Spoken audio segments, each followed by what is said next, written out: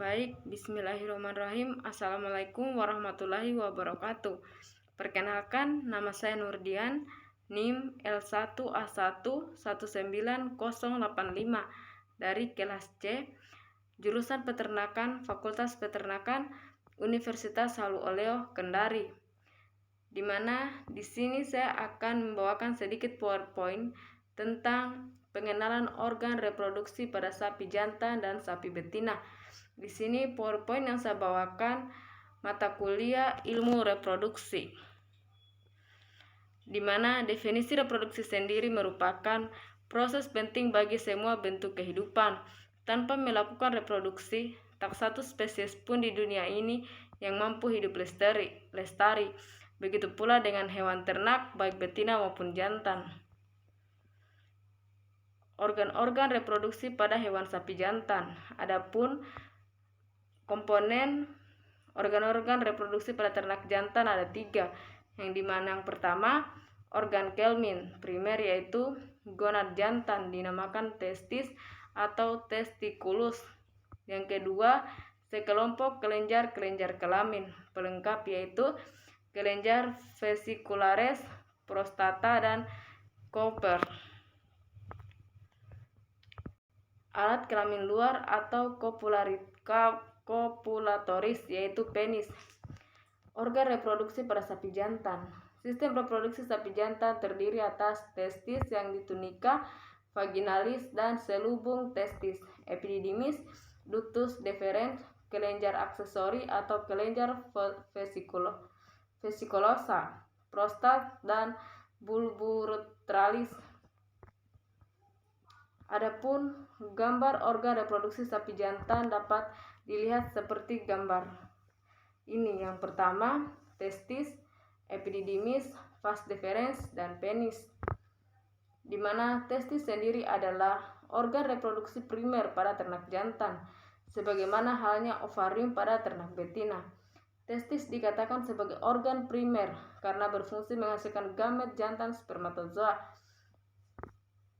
Kedua, epididymis merupakan saluran reproduksi yang amat penting karena saluran sangat menentukan kemampuan fertilitas sperma yang dihasilkan. Adapun fungsi pokok epididymis adalah alat transfer, pendewasaan, penimbunan sperma, dan sekresi cairan epididymis. Epididymis mempunyai 4 fungsi utama, yaitu pengangkutan, penyimpanan, pemasakan, dan pengentalan. Lanjutannya, proksimal dari epididymis, kepala dan badan berperan dalam proses pemasakan spermatozoa, sedangkan bagian ekor epididymis berperan dalam penyimpanan spermatozoa. Yang ketiga, vas deferens, di mana vas deferens merupakan saluran lanjutan epididymis. Epididymis adalah saluran lurus yang ujungnya berakhir di dalam kelenjar prostat.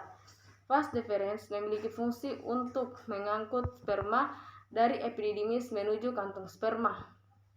Saluran ejakulasi merupakan saluran pendek yang menghubungkan kantung semen dengan uretra. Ductus deferens berfungsi sebagai saluran tempat jalannya sperma dari epididymis menuju vesikula seminalis dan sebagai tempat penyimpanan spermatozoa sebelumnya. Keempat, penis. Organ kopulasi pada hewan jantan adalah penis. Dapat dibagi menjadi 3 bagian, yaitu glans atau alat gerak bebas, bagian utama atau badan, dan kurva atau akar yang melekat pada ischial arch pada pelvis yang tertutup oleh ototis hios vernosus. Adapun gambar alat-alat reproduksi pada sapi betina, di mana alat reproduksi pada sapi betina terdiri dari ovarium, oviduk, uterus, cervix, vagina, dan vulva. Di mana ovarium sendiri adalah organ primer atau esensial reproduksi pada betina seperti halnya testes pada hewan.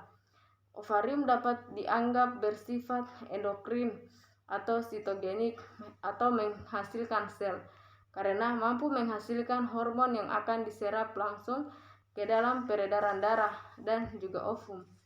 Ovarium merupakan sepasang kelenjar yang terdiri dari ovarium kanan yang terletak di belakang ginjal kanan dan ovarium kiri yang terletak di belakang ginjal kiri. Yang kedua, oviduk. Oviduk merupakan saluran yang bertugas untuk menghantarkan sel telur atau ovum dari ovarium ke uterus. Oviduk digantung oleh suatu ligamentum, yaitu mesosalping, yang merupakan saluran kecil yang berkelok-kelok dari depan ovarium dan berlanjut di tanduk uterus. Oviduk terbagi menjadi 3 bagian, di mana yang pertama infundibulum, yaitu ujung oviduk yang letaknya paling dekat dengan ovarium.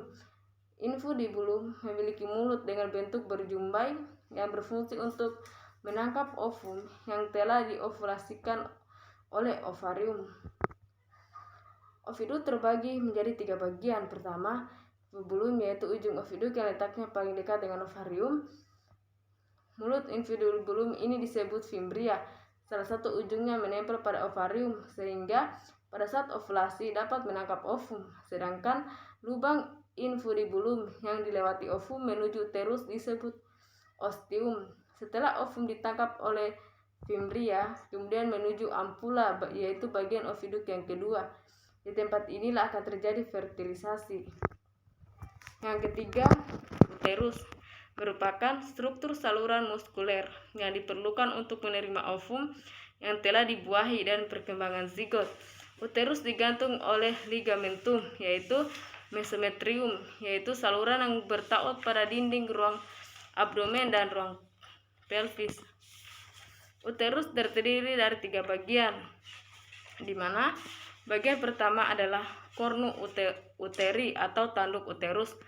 Cornu uteri ini jumlahnya ada 2 dan persis menyerupai tanduk yang melengkung.